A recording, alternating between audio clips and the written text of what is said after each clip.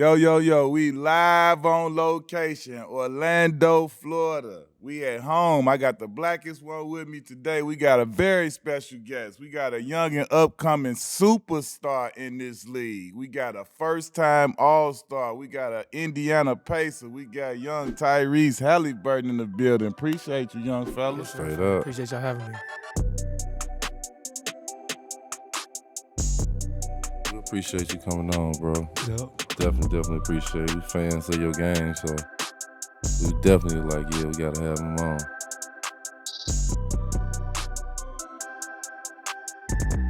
Presented by DraftKings. All right, when you first got to the league, who was the first person to bust your ass? I knew he was gonna ask this question. I was thinking about it. The first person, truthfully, Michael Carter Williams.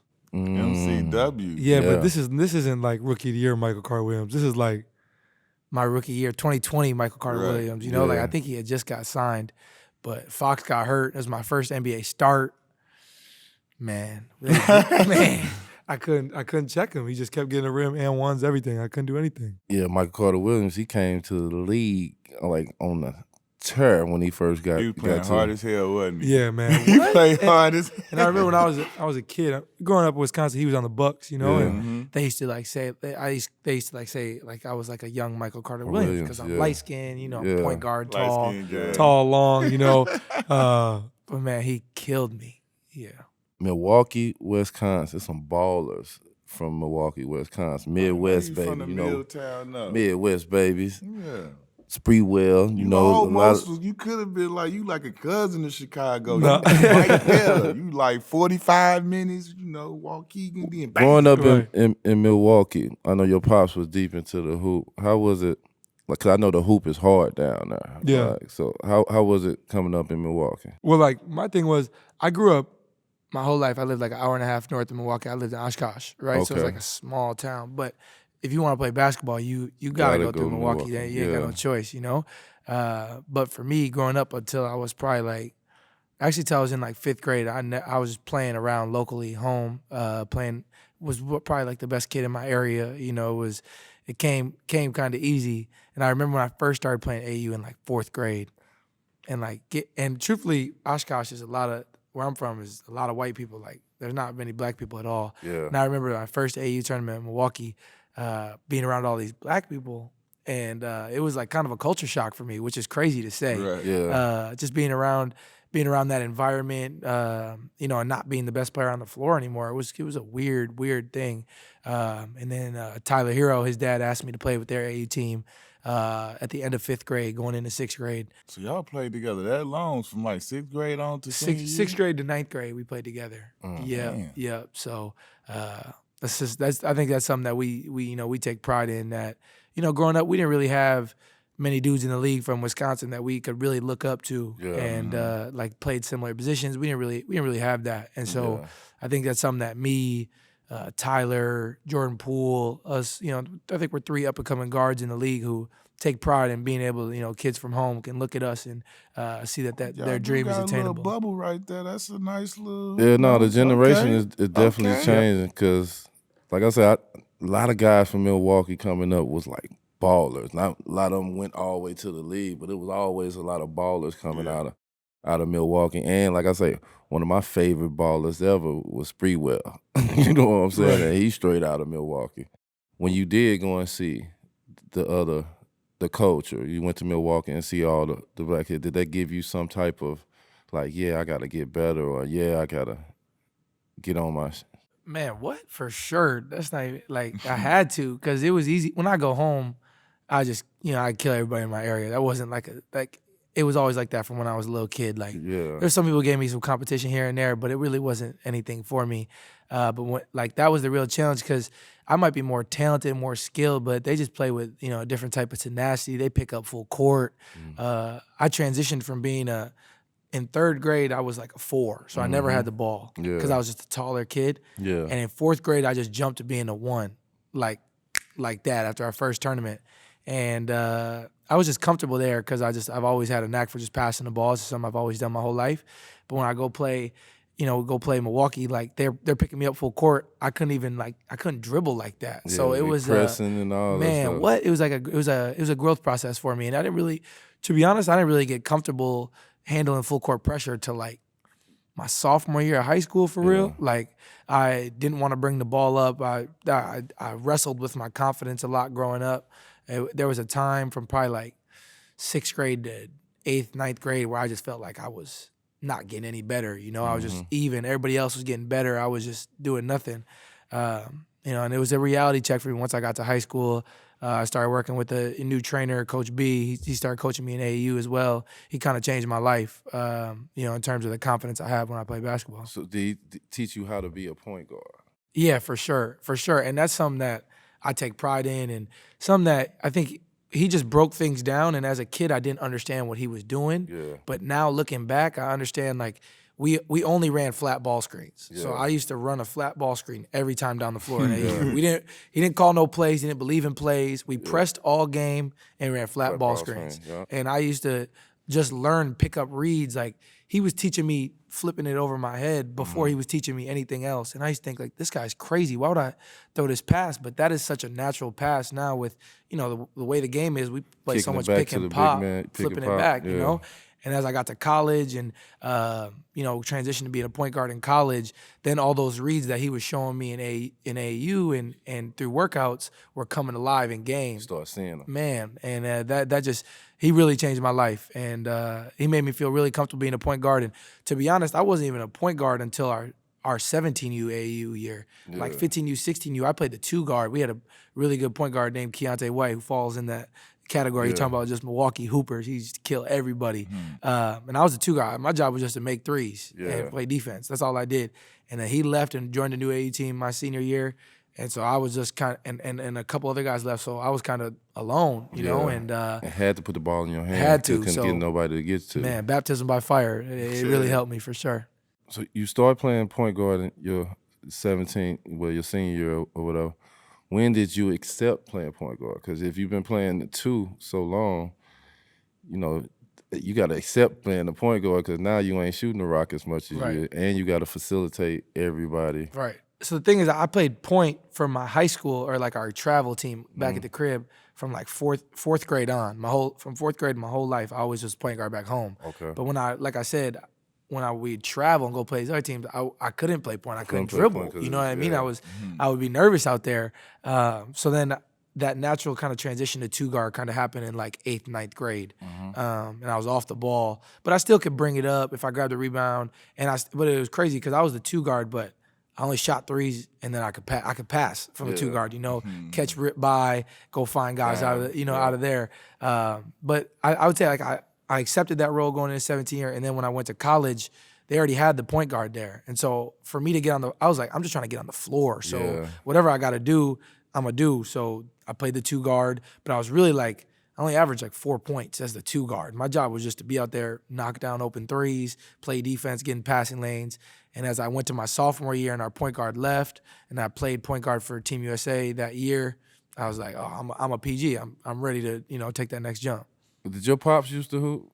Yeah, he did. Shout out his pops, man. Yeah. Pops be watching the show with him. When I first, interviewed him his rookie year, that's what I'm like, what I'm saying, man, we got a podcast. I told him, when you get big time, don't do me wrong now. I'm going to be coming to holler at you. He's like, no, man, I watch your stuff, me and my pops. I'm like, okay, that's what's up. So, man, shout out to your pops, man. But proceed. Yeah, so your pops used to hoop. Yeah. So that's who kind of put the ball in your hand and gave it. Yeah. Who taught you who gave you the most strategy to be a point guard? I would probably say, man, we had a legendary coach in our high school, Coach Shady. He retired going into my senior year, but he was the coach there for like 30, 40 years. And we had, kids camp. I went there since I was 6 years old. So doing ball handling drills, then we would play, we do shooting drills. I do that every morning, every summer from when I was 6 years old to when I was like 16.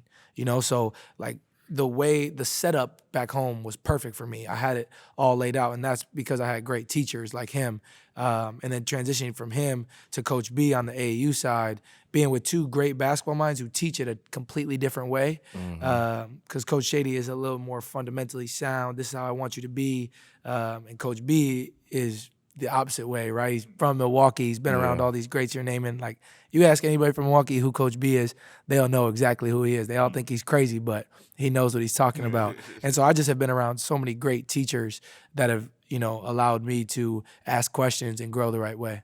You got to win your senior year, win a state championship. Had your high school won before that, or had you, any of your 4 years, had you won it? Nah, we had never won it. I grew up, our rival high school. State championship talk. Just time out for a second. He ain't win no state championship. You know what I'm saying? How you ain't win a state championship? Exactly. But go ahead. Our rival high school had 2 when I was like 7 years old. Okay. So I always wanted my high school to win one. My older brother went to state when I was like 9. They lost in the Final Four, and we had went to state previous before that. And my junior year, we were undefeated going into the tournament. Undefeated. We had won some games. You had no business winning those games. Like, came back and won. We went to the Elite Eight feeling good right before the state tournament, and we got popped. Heartbroken. We lost by like 25. Ooh, like blowout. Ooh, yeah, like y'all was crying then. What? I cried the whole way home. I was crying if you lost like that. Man, what? 2 hour bus ride home. I was crying in the back the whole time. Couldn't say nothing. So my senior year, we were on a mission. We were like, man, we got to win. We just got to. So we played that same team in the Elite Eight, same gym, everything. Beat them, able to win state championship. And man, that winning that probably means more than any basketball accolade I have to this day, because I'm the first one to do it back home. And growing up, before I had any vision of being an NBA player or college basketball player, it was just, I want to win a state championship. So that just meant the world to me. Straight up. What about Mr. Wisconsin? Yeah. Who the hell is Jordan McCabe? First of all, you about to try and embarrass me, but I was about to ask that question anyway. Jordan McCabe beat out him and Tyler. How the hell? Who is he? Oh, he was look him up. He had a lot of games. He got a lot of games. You won state, and like how? So he won state our sophomore year, and he was senior. Senior year. Well, no, he won both though, sophomore and senior. They were Division II. Different division. Okay. Yeah, so he won sophomore and senior, so he had 2. Okay. And I think Mr. Basketball is a 4-year. Do you think they only vote off your senior year? I think they vote off. No, they don't. They supposed to only vote off your senior year. Like, well, neither one of y'all won it, so y'all. I got Gatorade player, but I don't got no Mr. Basketball. I won literally every other player of the year except Mr. Basketball. Yeah, I don't got no Mr. Basketball. I'm not even gonna get into it. I'm not gonna do it. You trying to get me hype? Not gonna happen. Not up in here. If it was any other college that almost got you, what college was it? To be honest, Northern Iowa.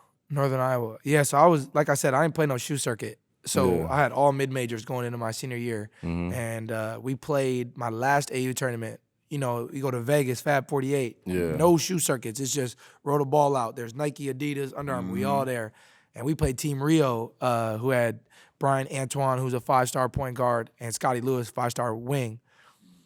And I cooked them. I had a really good game. We lost, but like every coach in the country, it felt like was there. And that's when like Iowa State offered me right after, Nebraska offered me right after, Cincinnati, Minnesota shortly after, Michigan called. But I had known when Northern Iowa offered me my sophomore year of high school, I knew that's where I was going to go to school because of the coaching relationship.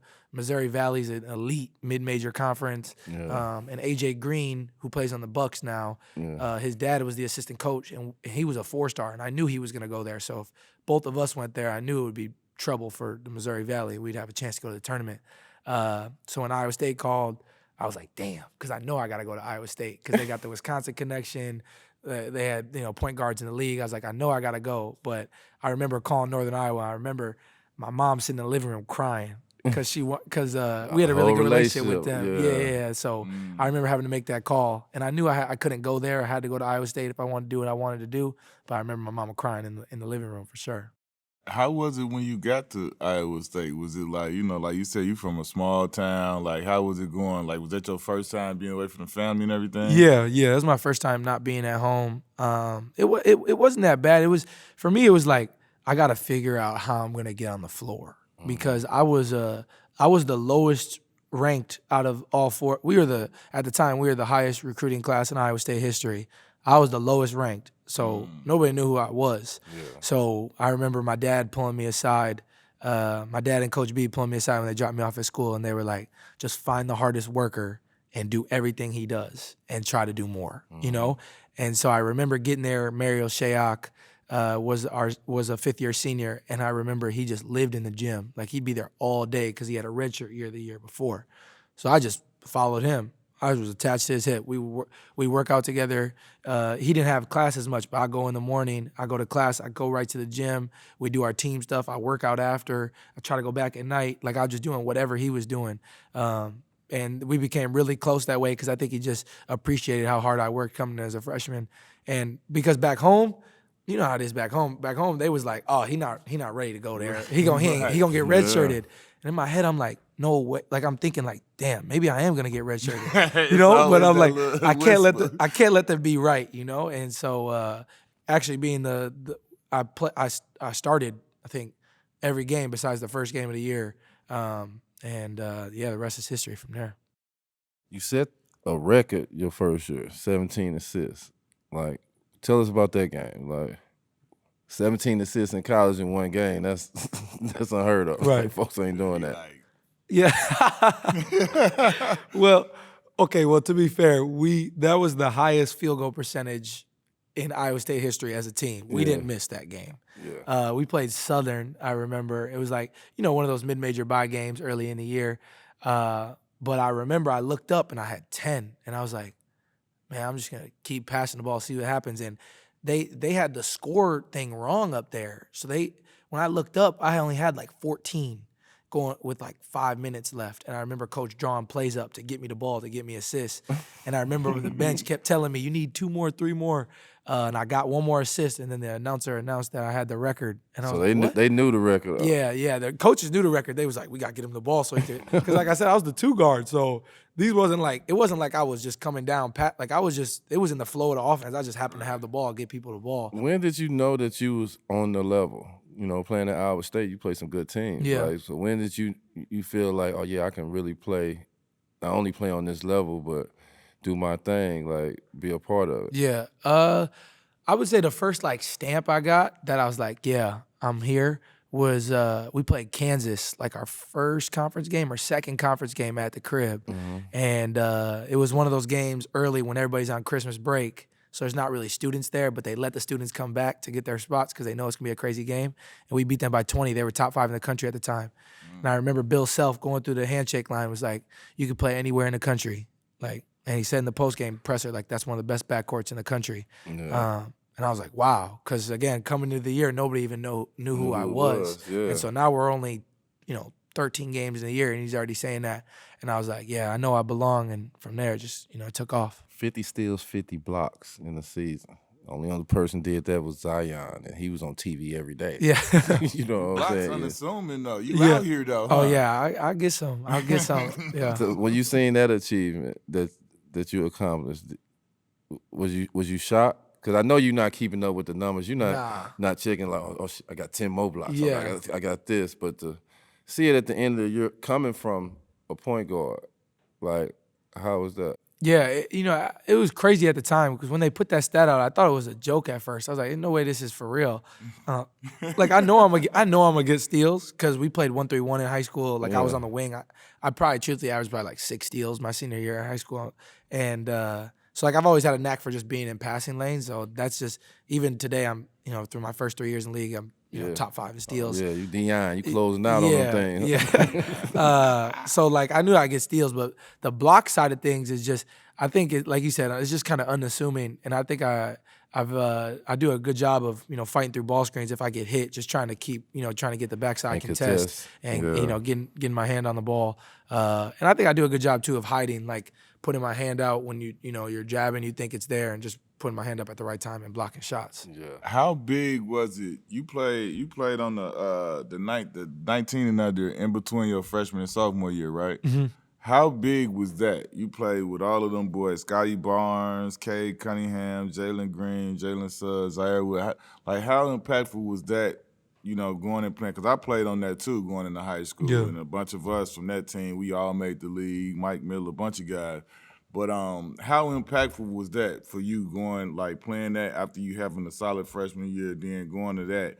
How did you feel like that helped you going into that sophomore year? Yeah, it did everything for me. Like you talked about, I talk about that Bill Self comment. Kind of, I knew I was good in college, but after Team USA, I knew I was going to NBA. Like it was from there. I was like, I'm going to league after this year, because going into that, I after my freshman year, Bruce Weber called our head coach. He was coaching the USA team. He's like, I want Tyrese to come. I want him on the team.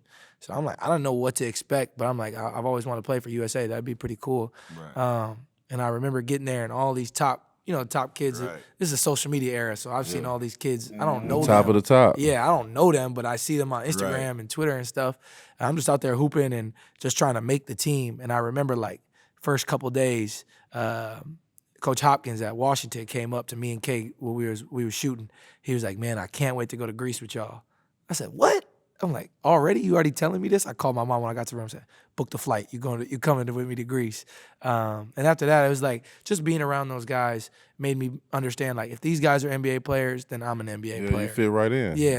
And it just happened so naturally. And I think the whole top 5 of last year's draft was on that team. Like, we had some guys. Like, I hope when you go down and talk about USA teams, that's a crazy USA team. Yeah, it was one of the big things. My homeboy used to tell me he was scared for me when I went straight out of high school. He was like, "Man, you finna go and play against some NBA players." Yeah. But then when he started seeing me with NBA players, I looked like one of them. Yeah.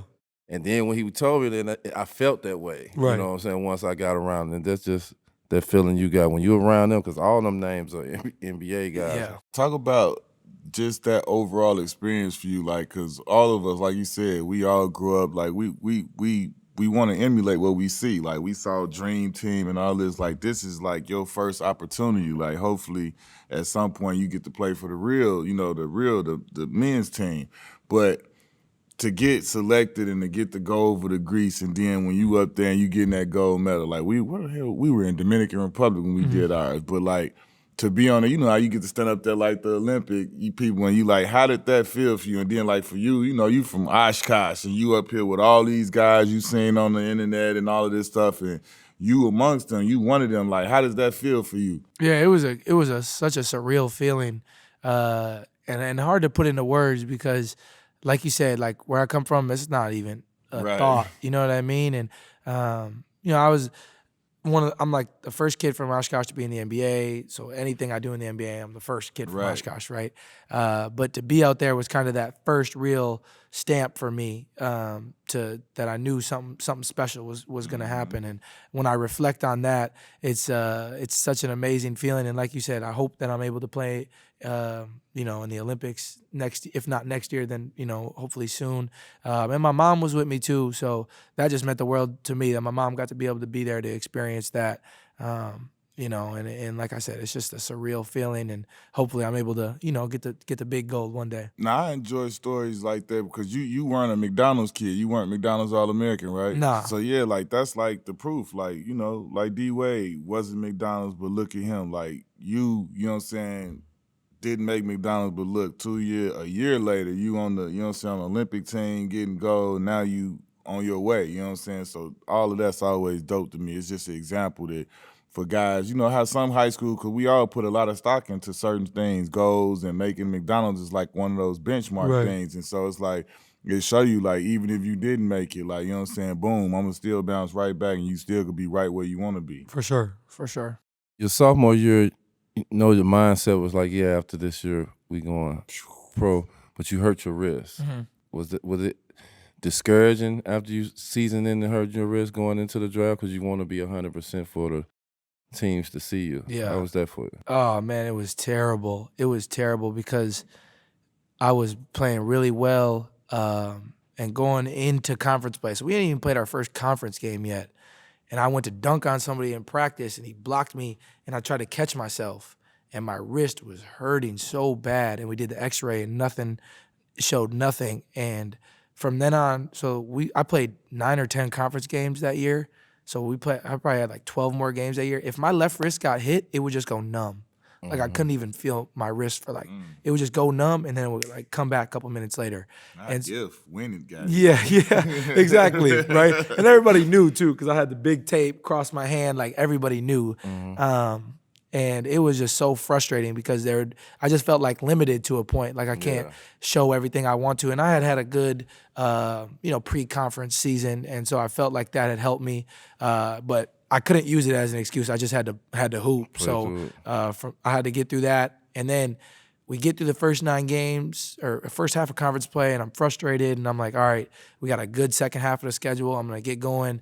Remember playing K-State? I go up to block a shot, and it takes my legs out, and I go to catch myself again, just human instinct, you know?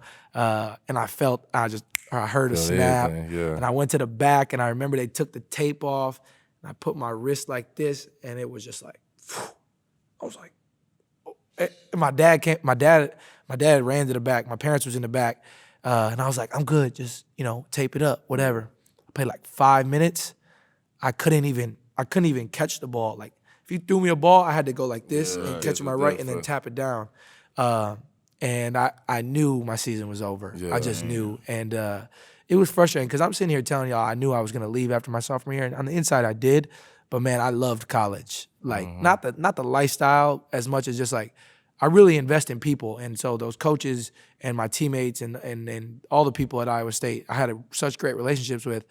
I didn't for sure say I was going to leave ever. Like, my teammates used to get on me in the back because they'd be like, next year when you're in the league. And I'm like, y'all, I don't know if I'm going to go to the league. And they're like, you're going to the league. Like, we're not letting you stay. And I remember meeting with Coach Prom on our exit meeting. And me and my dad in there and my mom's in there.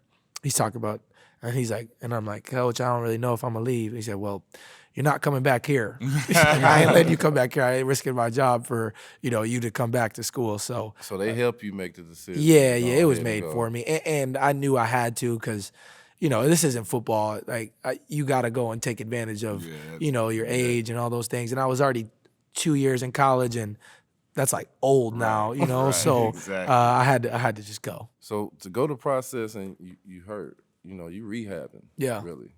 You know what I'm saying? And you have to go to teams. And, teams these days, they're going to pick at every little thing. You're too skinny, or you're not tall enough to do this, or your arms too short, or, you know what I'm saying? Right. How to hear that criticism about you to go through the draft process before teams picking you? Yeah. The good part was it was COVID. So I had the longest pre-draft process ever.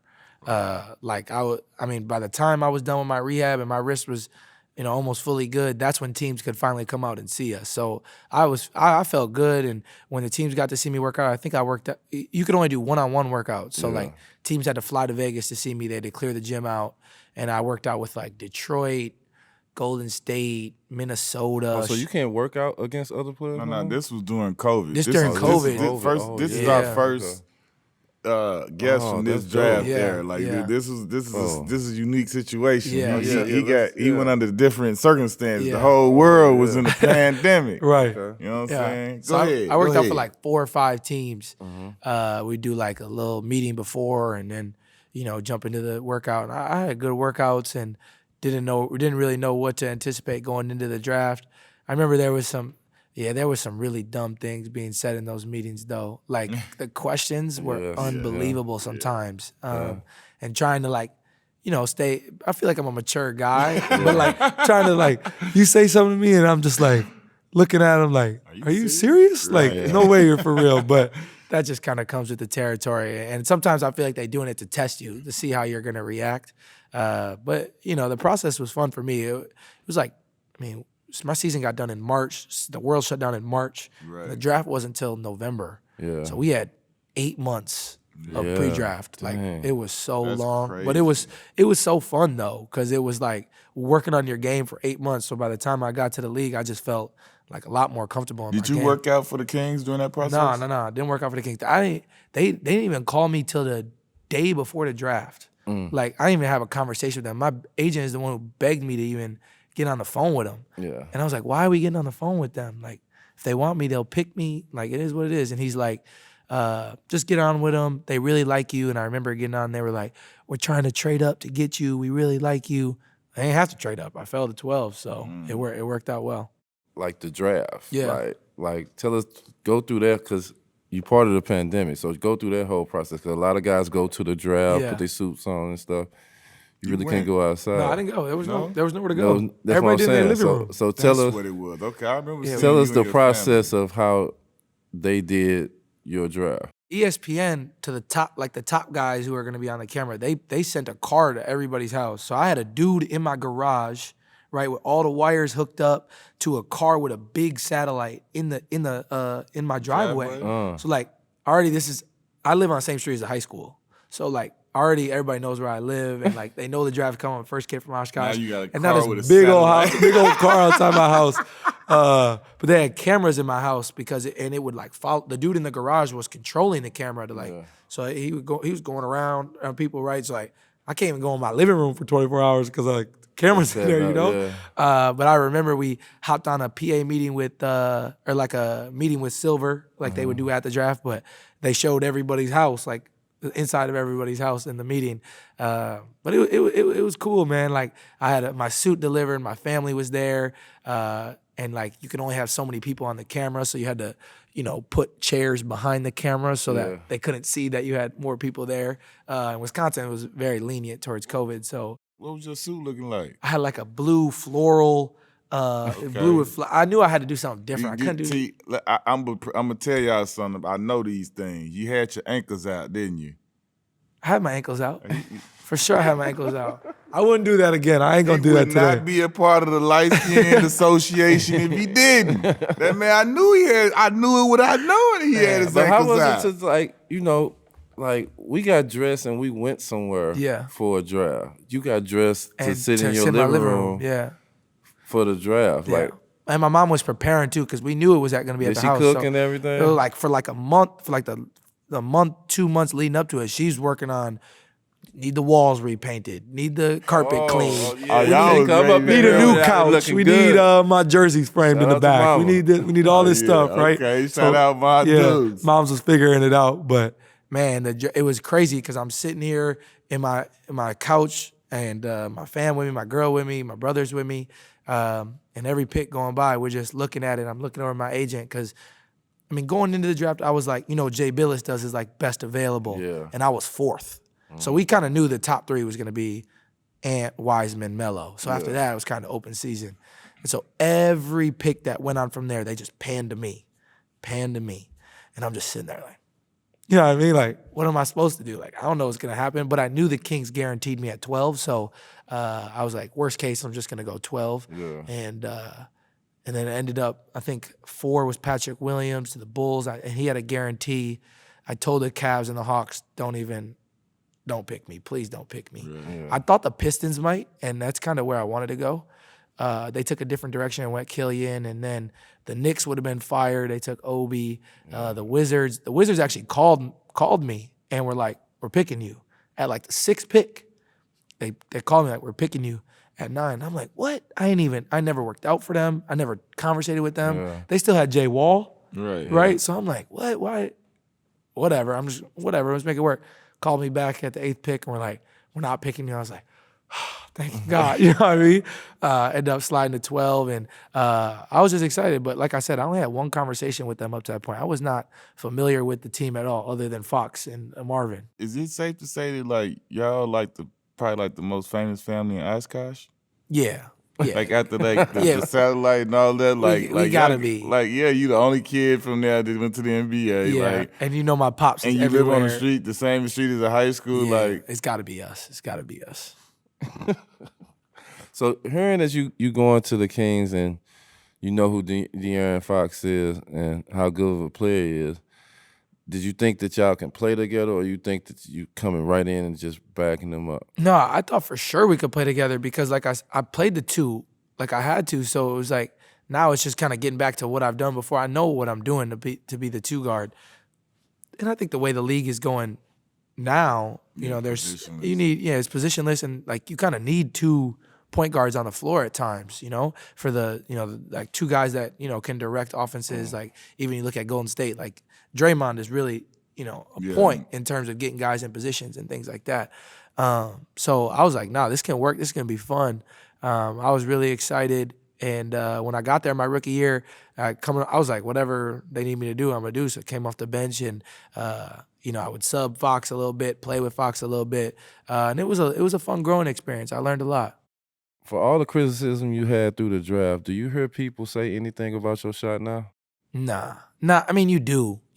Like going to 3-point no more. I don't hear nobody going into the 3-point contest. They was like, my brother sent me. I had the second lowest odds, and they were like, his shot is too slow.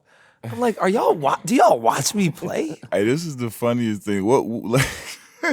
When you first heard that, what did you think? Like when you was hearing people say like, is he gonna be able to get his shot off? Yeah. Is he gonna be able to do this? And can he shoot? Like, what did you think about that? I was just laugh because again, it's like, do you watch me play basketball? You know what I mean? Like, because I'm playing you're against your peers in high school and college. And I know I'm coming to NBA and everybody's bigger, faster, stronger. Yeah, but y'all think I'm just about to go to shoot it and a dude's just gonna block it? It's gonna hit me in my face. Like, I'm not a little kid. Like, I understand to get separation and things like that. It used to make me so mad. Yeah. And I used to, and they, Swish Cultures or Courtside Films or whoever would post my workouts from, pre-draft, and the comments would be nothing but like, this ain't gonna work. Right. You know what I mean? And I used to go in there and I would reply to everybody, but I would just be like, all right, y'all gonna see. Because like, I've shot 40% from three basically my whole life. Yeah. So it wasn't, that was never a concern for me. And it's funny when people still bring it up because it's like, it's such a thing of the past, and people. Because I don't really hear it no more. I remember they was talking about it during your draft, but now, like, I don't hear it at all. Yeah, that's no because he having motherfuckers go that way, and he 4 feet over here standing there shooting. It don't matter. Like, he take his time. The separation is shifty. It's crazy now, but like.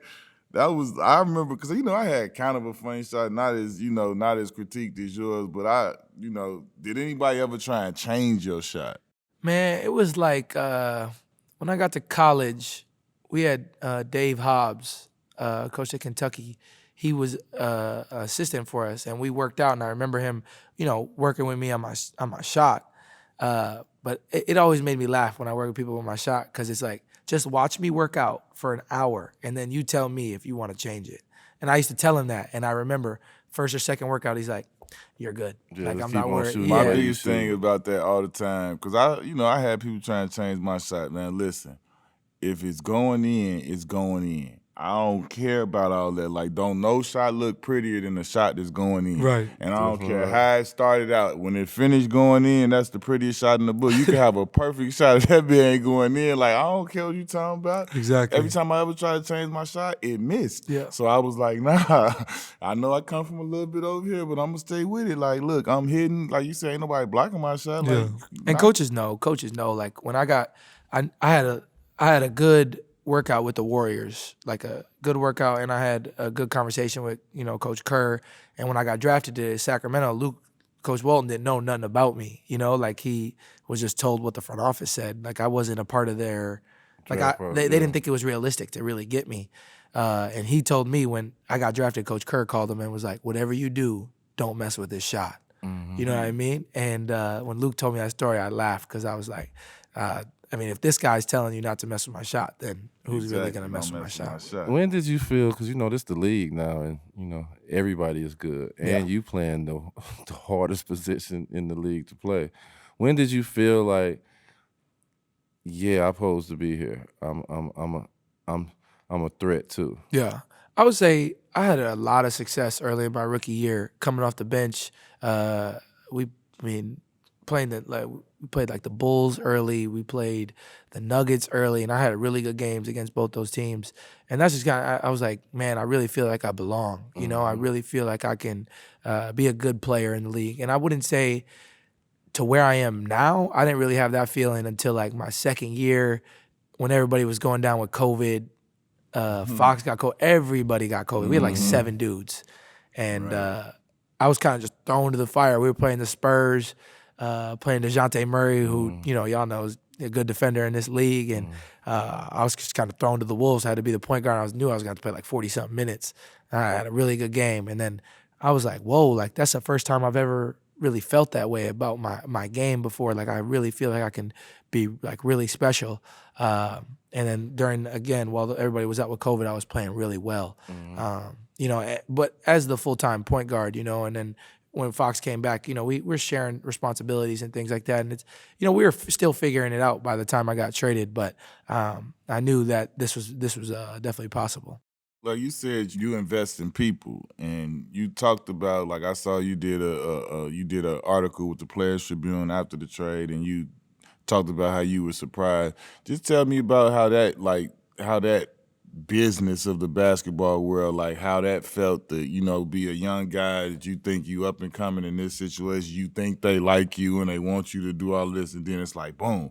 Like, how did that feel, and how did that, like, reality get rocked with that call and that information? Yeah, it's such a reality check, man. It's such a reality check. Because when you come to the league, you think you're bigger than everything. You are. You're on top of the world. Like, you're just here, And we getting that call, it was like the first time in my basketball career, probably since like high school, because when you're in high school, you're highly recruited, you're a recruited kid, like everybody shows you love, like you're on top of the world. And it was the first time I felt like unwanted, you know what I mean? And it was a weird feeling because I'm not unwanted. The Pacers wanted me, you know what I mean? Exactly. Like, and this is a business decision, and it works for them. I mean, they're one of the best teams in the West right now. They're playing good. It worked for everybody, but the first time I felt unwanted, it was weird. It was a weird feeling, like couldn't really control my emotions because it was like, and can't really put it into words because it was so weird. And reflecting on it, I feel like it's really helped me grow as a person and understanding it, like humility and all those different things, and understanding I'm not bigger than the world. And I remember my guy Isaac, he's our video coordinator now, but he was with me in SAC as well, and he was like, "Hey man, Shaq got traded." You know what I mean? Like. And I never thought about it like that, but like, okay, he's right. Like, and now look, KD got traded. Like, everybody, the best players in the world get traded. So it's like, it don't mean nothing. Like, anybody can get traded, and that's the crazy part about the business. And I'm sure y'all can, share my sentiment. Like, when you first get in the league, they asking you about the trade deadline, around the deadline. Like, how's it feel, the deadline approaching? Man, I remember being in that post game presser. Like, we all got to be professionals, And I walked out, and I was like, why are they asking me that? Like, I'm the last one to get traded from here, Like, I'm not getting traded. And then, boom, just hit me, And talk about how quick the process is, because, like, you just in Sacramento, and then you got to take this flight all the way across the country, and, like, the next day you in Indiana. Man, it ain't like no week process. You dealing with those emotions, though. Like, you still, like, trying to comprehend it, and you already in Indiana. You still got a little anger towards, like, what the fuck just happened? Like, and you got to show up and smile and be like, I'm ready to go, Indiana. Like, how is that? I've never had I've never been traded mid-season like that, so it's always been like a time for me to collect myself and get myself together. How is that when you got to go within like 24 to 48 hours to being all in over here and thinking it's good, then dealing with the fact that you got, like, damn, they just sent my ass out of here. And it's like, you got to deal with that, collect yourself, then go say, well, they did want me. Let me this can be cool. Let me get excited about that. Like, how is it challenging, like, as far as switching those emotions in that short of a time period? Yeah, it wasn't a little anger. It was a lot of anger. And I was just angry at the world. I was angry at everybody. Like, nobody talked to me, And we got traded that morning. We had a game that night. I was getting ready to go to the gym to get my treatment. We were playing the Timberwolves. I got traded that morning. I remember people were just kind of funneling to the house, like King's photographers, just like people that I'm close with, photographers, staff members. People were showing up at the house, trainers, whatever, just, to talk to me and things like that. That's dope. Yeah, because, like I said, I invest in people, and I think it's important. Y'all know this world is about relationships, especially in the league, because you meet so many people that you never know what could happen. You know what I mean? You have no idea what could happen and how they might be able to help you might be able to help them, or it's just mutually beneficial. But I remember they played the Timberwolves that night. The Pacers played that night. I remember watching a game with my girl, and the Pacers had just traded 3 players, and everybody was hurt. They went to Atlanta and got beat by like 35. Right. And my girl don't know a lot about basketball, but she looked over at me and she's like, "You get traded here?" You know what I mean? But everybody comes to my house after the Timberwolves game. I think it was like 5-6 teammates, a couple staff members, just drank wine and just sat there and talked and like reflected on what was going on. And everybody gave me encouraging words. Rico Hines, who I'm super close with, he came there for me, and it was big for him to be there for me because of how close we are. Yeah. But I packed after they left at like 1:30 in the morning, packed my bags. You got a morning flight. Yeah, pack a suitcase to get on the plane in the morning. You land, go get your MRIs and stuff. practiced the next day, and I think we played the day after that. And again, just so much anger that I'm having to like suppress and not show, because at the end of the day, although Sac got rid of me, Indy's happy to have me. The fans are excited that I'm there. You got a rabid fan base. Fans excited. The staff, my new teammates are excited. Everybody's excited. It's a new start.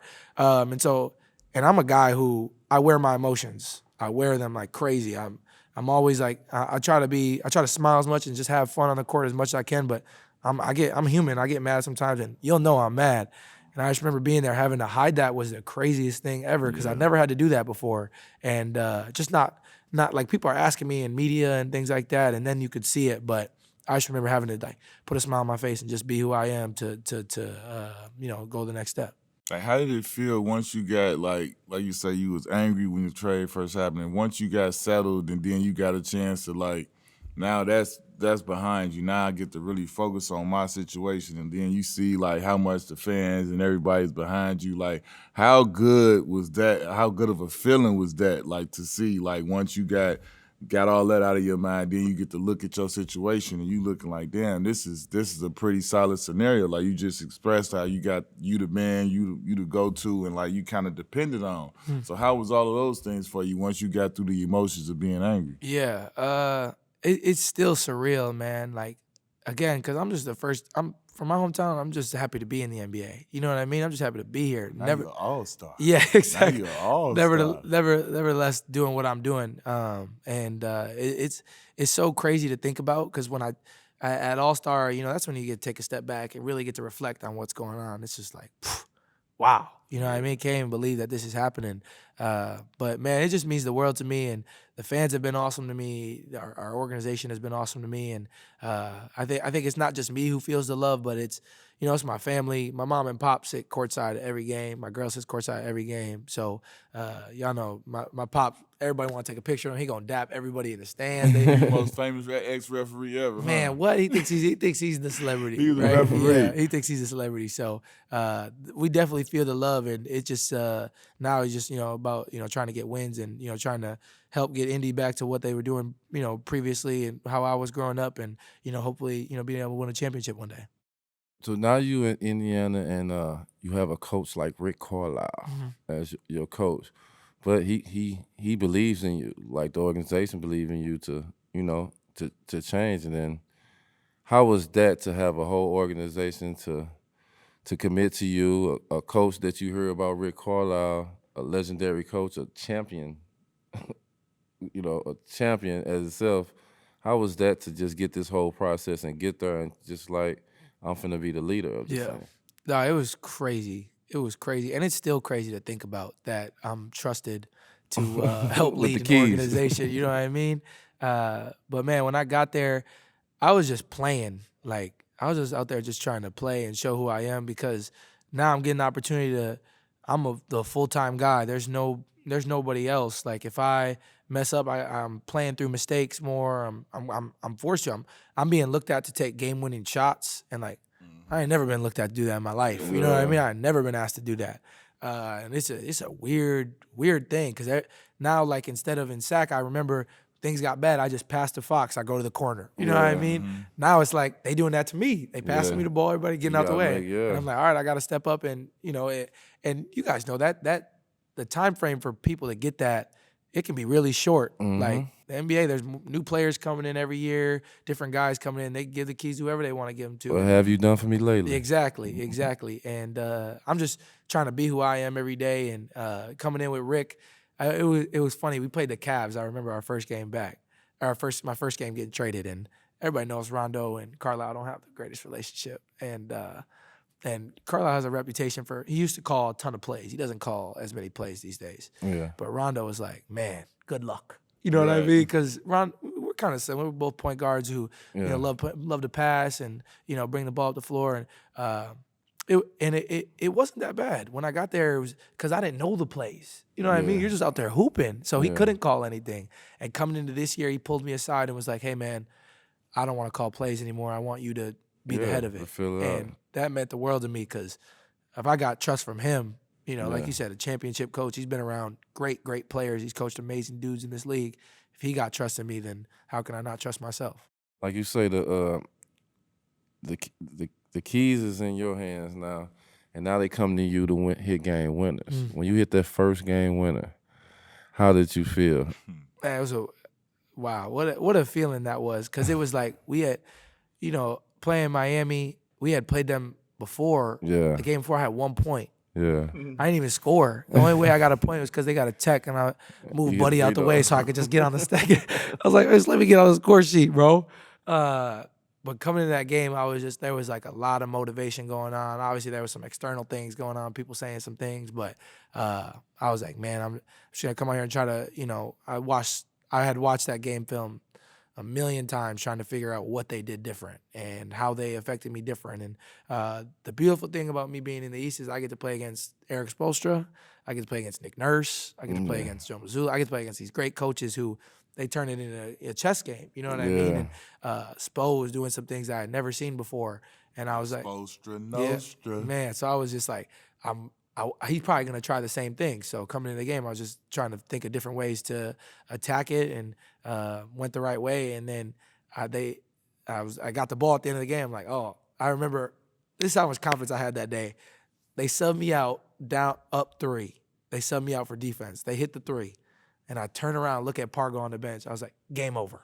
You know what I mean? That's just how much confidence I had at the time. And that's crazy, because if you tell me that a couple of years ago, I'd be like, no way I would have ever said that. Yeah, it's just a reflection of the work for sure. Where was you at when you heard that you was making the All-Star team?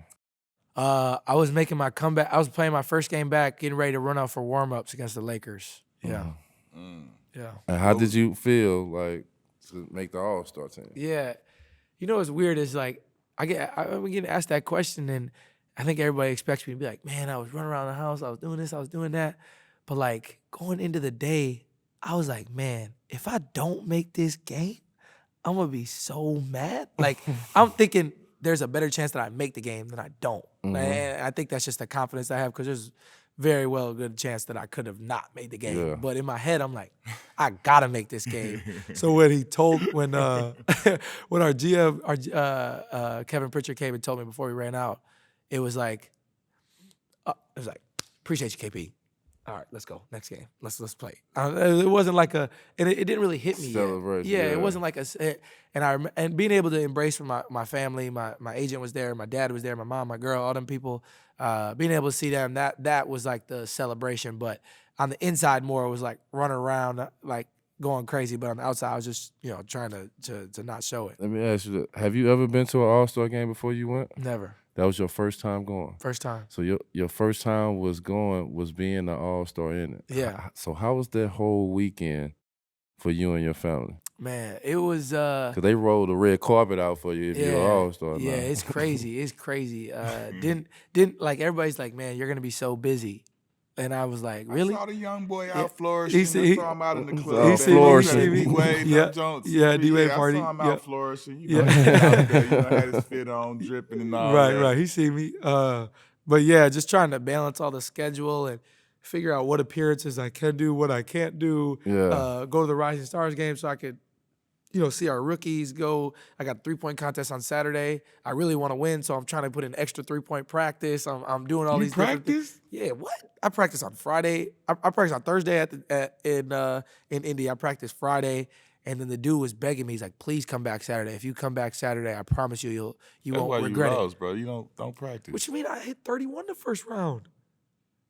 And you did what, Ash? And then I choked. See what I'm saying? God. Like you that's from practicing too. The crazy part about that though is when Dame hit 26, I didn't have one practice round under 25.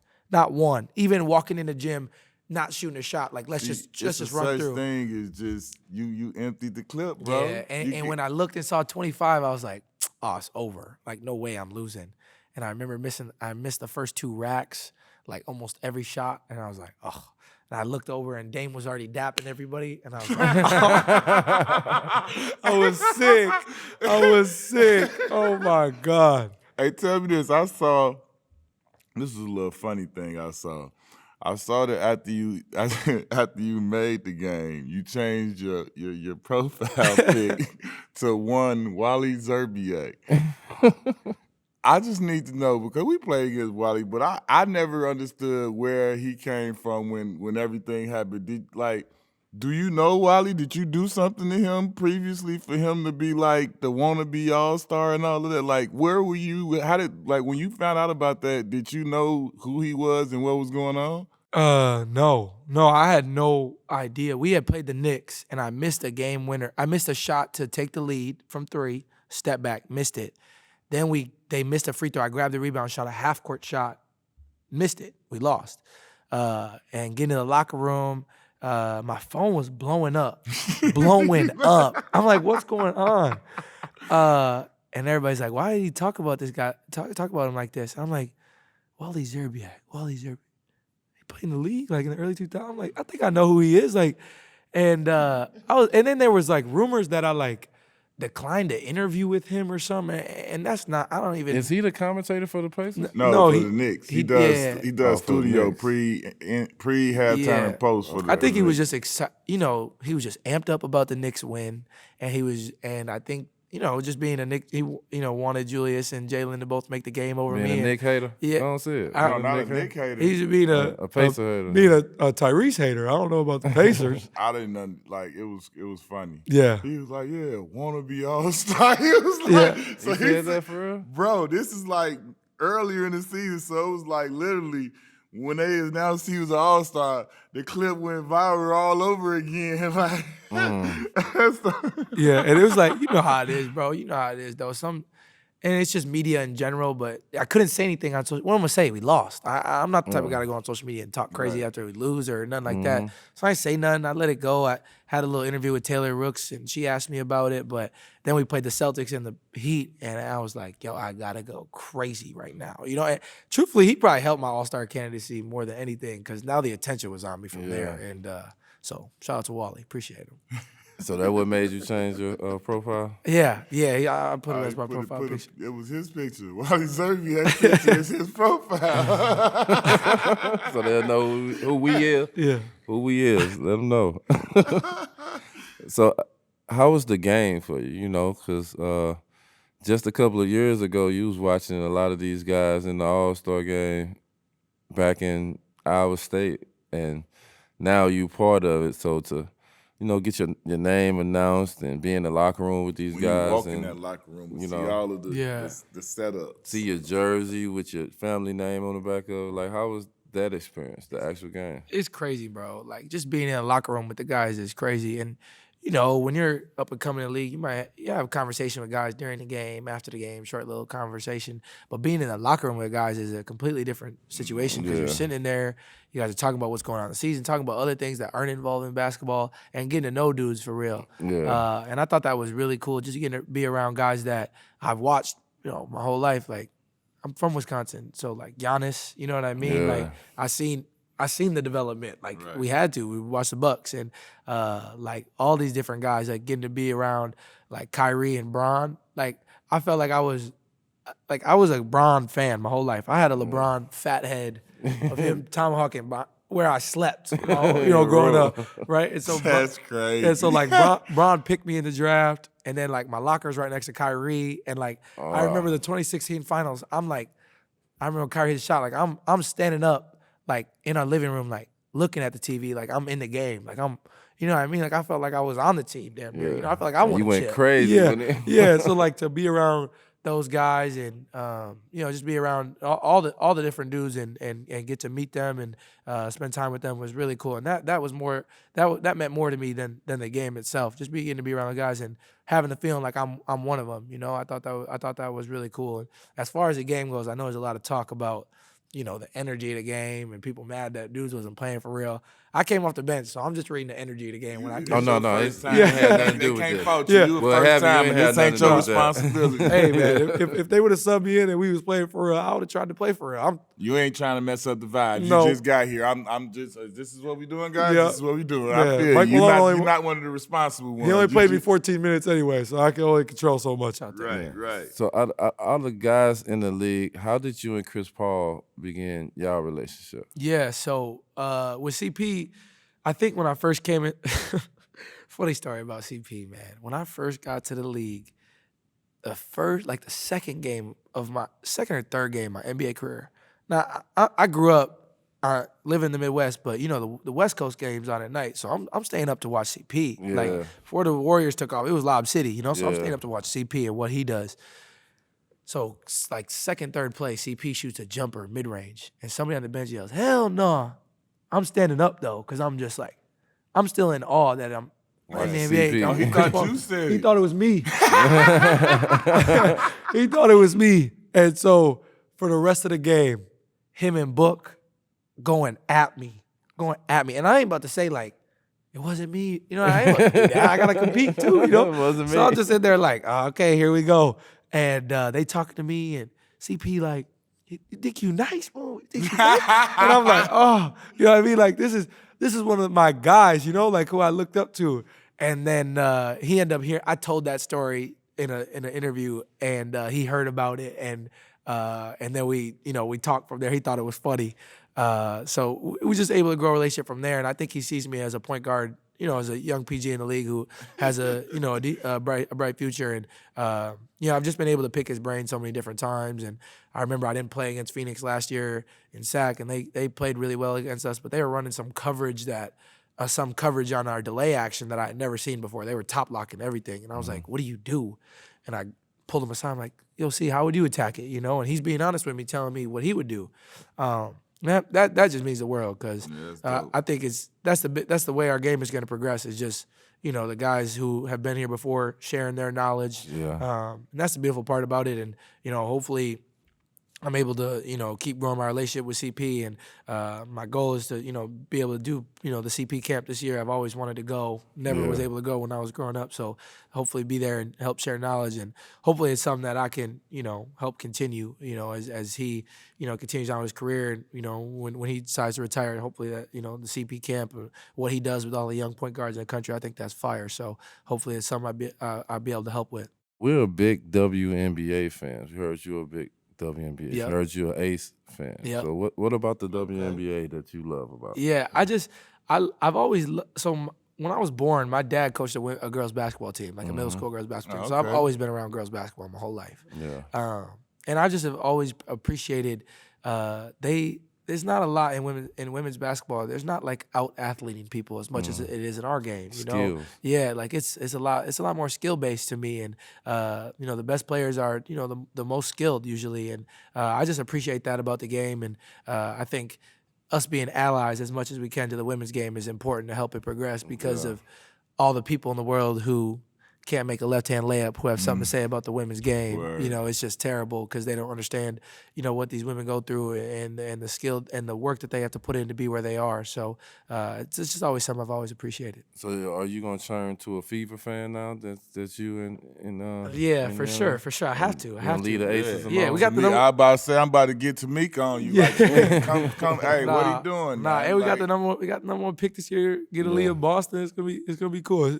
They got a bright future over there. It's gonna be cool. Start, bench, cut. Ooh. You gotta start one, you gotta bench one, you gotta cut one. And you're going to get in trouble. Steph, Dame, Kyrie. Who do you start? Who do you I bench? got Who to do you be- cut? Go ahead. I ain't going to say that. It's your show. Steph, Dame, and Kyrie. Yeah, he cold for that. That is just cold. That's ridiculous. Well, you got to trade one. We ain't gonna cut them. Too good trade to one. cut. Oh, this is terrible. Start, bench, trade. Boy, All right, you know he got to play all of these guys, right? Yeah. That's what make it cold in his wedding, boy. Man, I'm probably gonna start Kyrie, just because that was just the guy for me growing That's up, your guy. and able to have a good relationship with him today, and so and he's the toughest one-on-one cover in the league. Come on, what are we talking betrayed about? his light-skinned I'm brother. a bench Steph.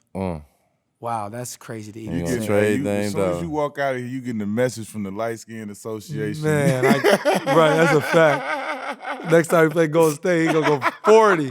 I'm a bench Steph. and then I'm gonna trade Dame because he beat me in 3-point contest. Oh, dang, he want that. That's a nice looking trophy, man. I'm gonna keep it real. We got that big. It's an Indy gold next year. ball, like that new joint look real nice and neat. I know what I want to ask, like you know, y'all getting a little bit more change than we was getting on that rookie deal, like, and you know. This ain't about like what you bought mama or daddy. Like when you got that bag, what did Tyrese do for Tyrese? It even might be looked at as a little foolish or whatever, but like you, at the moment, it was all that. Man. Big purchase. What did you drop a bag on? Okay. So I don't really spend money a ton. No, I do. My mom gonna go crazy when she hear me say that. Had a conversation with himself. My mama jumped right on the street. I already spent money. He said, "Mom said what?" He said, "Yes, I do." Mom gonna go crazy when she hear that.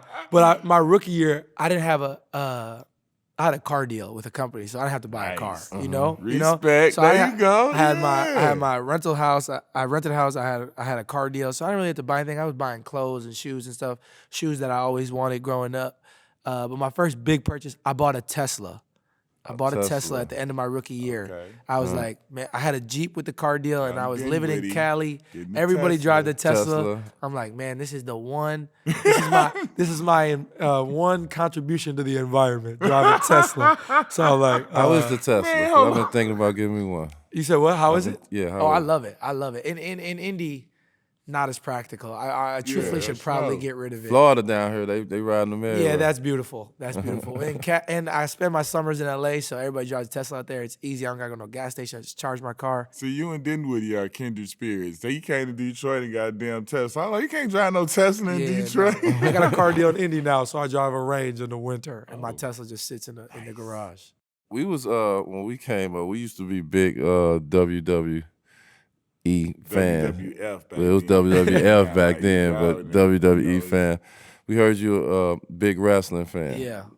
Do you still have the time? Because once we got in the league, we didn't really have the time and moving around. But when we was, and he was in college, I was in high school, stuff like that. It's like we catching every Monday Night Raw and all that stuff. Yeah.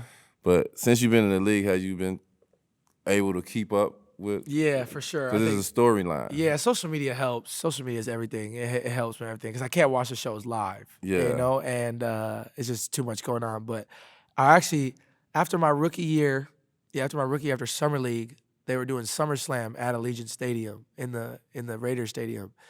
And I hit my people. I'm like, I gotta go. I've always wanted to go to a big event. I went, when they come to Wisconsin, I go to Raw or SmackDown or whatever. But I was like, I gotta go. And so they got me 2 tickets right behind the announcer's table. Yeah. And John Cena was wrestling. That's like my all-time favorite wrestler. Yeah. And what? so That's why you're a young Yeah, boy. exactly. Come on. And so I took my pops. Come on. Yeah, exactly. No disrespect. John Cena's cool, but like, man. Yeah. D-Generation X and NWO. That's fair. Is the best. The Rock is the all-time. Yeah. But like. Yeah, I get to but I went to SummerSlam. DX? I sat behind the announcer's table, brought my dad because my dad used to bring me to all events growing up. Yeah. And that was like all the moments in my life, that is up there. Up like there. that, like what are you talking? That is like up there. Like Did you get to take the chair and all I that? took the chair to the crib. I had a Yeah. great time. But SmackDown was in Indy a couple months ago, and I went. And they got me backstage. I got to meet Triple H in the back. Oh, okay. And that was like, man. And again, that's another moment that's just up there, like with everything. Let's tell you this story. I went to Monday Night Raw in Cleveland. this crazy. I went to Monday Night Raw in Cleveland. You know how you go to Cleveland Stadium, you got to go down in the tunnel and all that stuff. So we went down in the tunnel, and I got my old lady with me, and I got my homeboy, him and his old lady. So when we walked through the door, like you know how you walk through the little security little door and all that, we walked through the door. Stone Cold is right there. Right. He's standing there. He got like a 6-pack of beer, and they got the cameras coming like straight, kind of like towards us. About to do a scene, bro. My whole mood changed because I thought he was finna play with me. Yeah. So my whole mood changed. So when he offered me a beer, I was like, nah. Man, he would have stone cold stunned Bro, your my whole weak ass, book, boy. You would have got boy, I wasn't stunned finna out play. there. He would have stunned your ass. I would have paid money to see you get stone cold stunned. He was gonna have to, cause I wasn't going on no TV, bro. It's just like my whole mood changed, cause it was like, man, I don't play with TVs and cameras and stuff. You can't play with me in front of your ass and then got in your face and started, oh hell yeah, and you. Hey, my mood changed, and I was like, nah, I don't want no beer. After I retire, I gotta do something with it. I gotta like either take a move or hit a move. I have to. He just like caught me off guard though. I got to go when I played for Phoenix. We went. They had a joint. I don't remember what it was, SmackDown or whatever. We went to that joint and we was like, I was seeing all the dudes, man. They working on what they about to do. I was like, what the fuck is going on? Yeah. He practiced. I was like, oh shit, like okay. That's the crazy part. Let me tighten up. Like, right. Let me tighten up around here. All right, man, that's been real, man. We enjoy sitting down, chopping it up with the young fella, man. We appreciate you coming and hollering at us, bro. Yes, sir. Much love, for real.